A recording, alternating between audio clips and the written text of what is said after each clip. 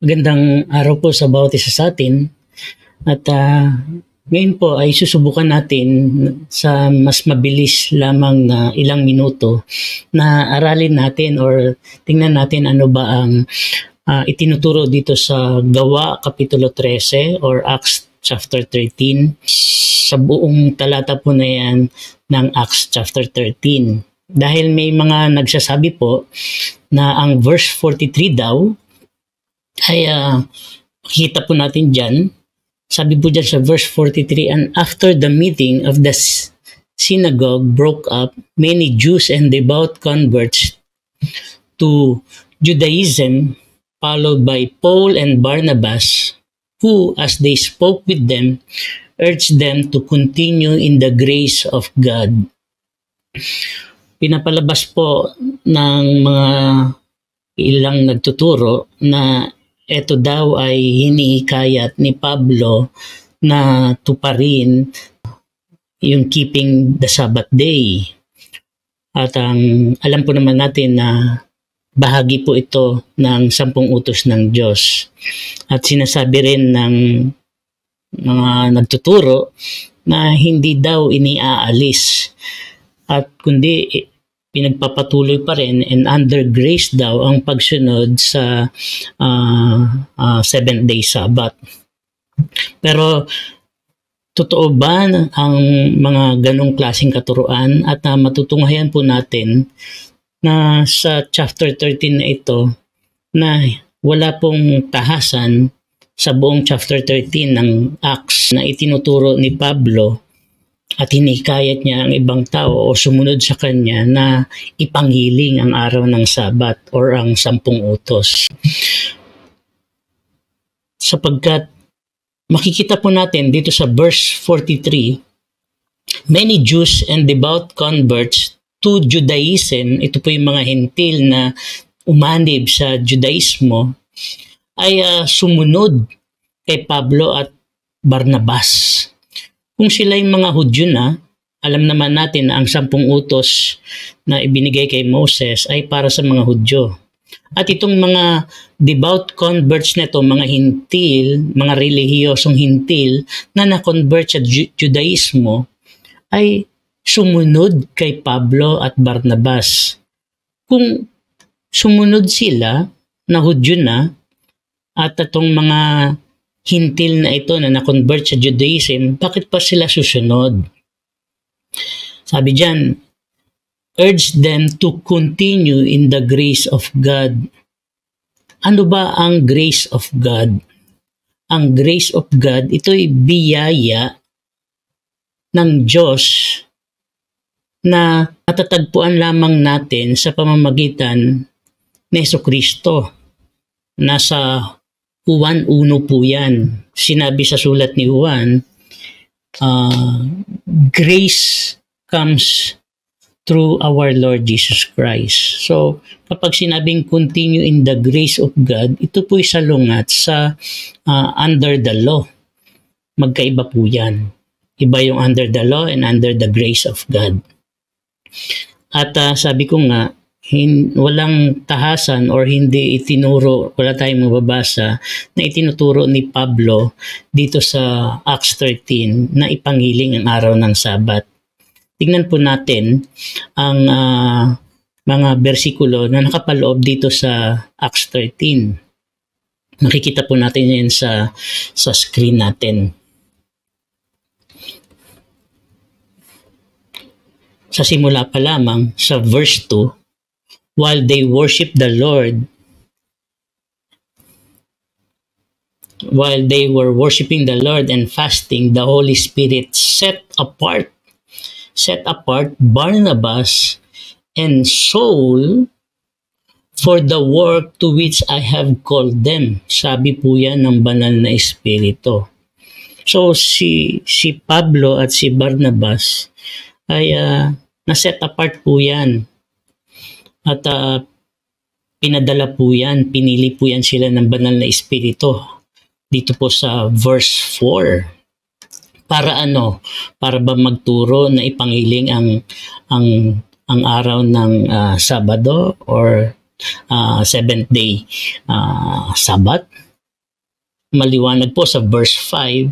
Sabi dyan, when they arrive at Salamis, they proclaim the word of God. They proclaim the word of God. Hindi po dyan sinabi that they proclaim to obey or keep the seventh day Sabbath. Sapagkat ito pong word of God na to ito ay nakakapagligtas. Kung babasahin pa natin ang mga susunod pang mga bersikulo.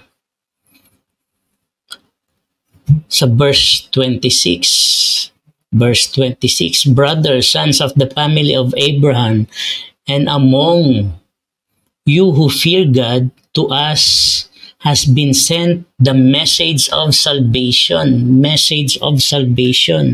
So yung proclaiming the word of God ay ito po yung pagkakatawag kay Pablo at Barnabas para magdala ng mensahe na nakaliligtas ayon po sa verse 26. Maliwanag po yan, highlighted po yan.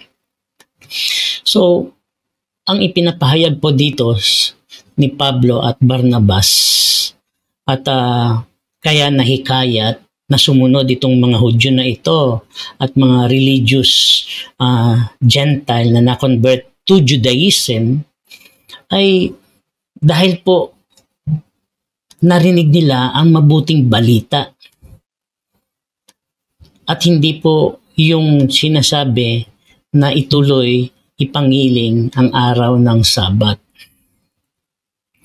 Ito po yung ito pong message of salvation. Ito po yung biyaya ng Diyos na makapagliligtas sa tao at hindi po yung pangingiling sa araw ng Sabado.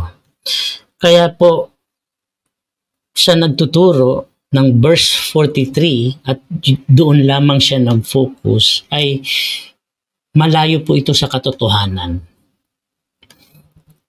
Sapagkat ito yung mga Hudyo na at itong mga relihiyosong hintil na na-convert to Judaism, sila yung mga sumusunod sa 10 utos na ibinigay kay Moses.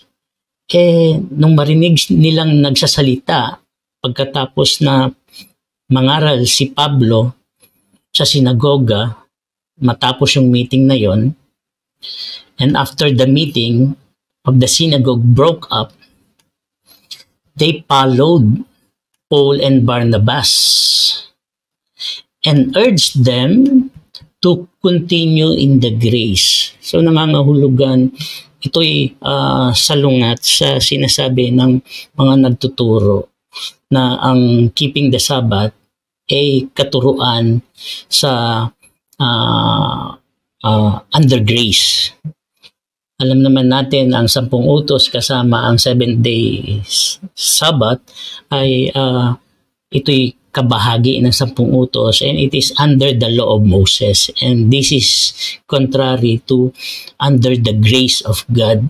So makikita po natin na talagang iba ang pangunawa ng mga nagtuturo or ang paliwanag dito sa Acts chapter 13 verse 43. Makikita natin kung bakit pinili si Pablo at Barnabas ay para mag-proclaim ng Word of God.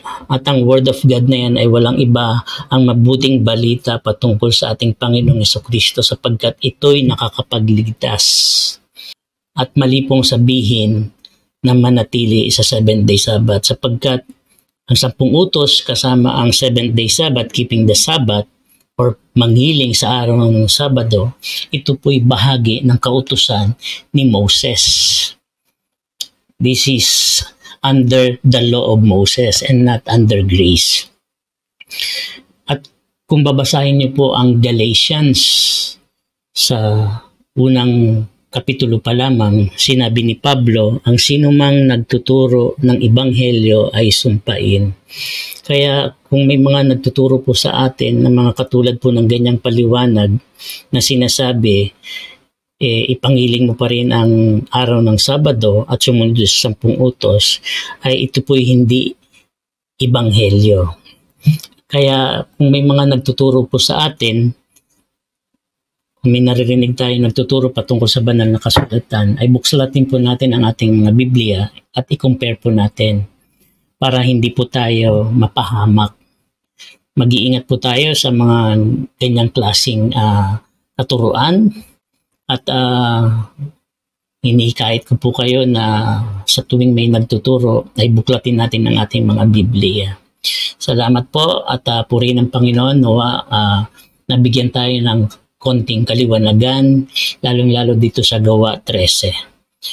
Sa Diyos po ang papuri.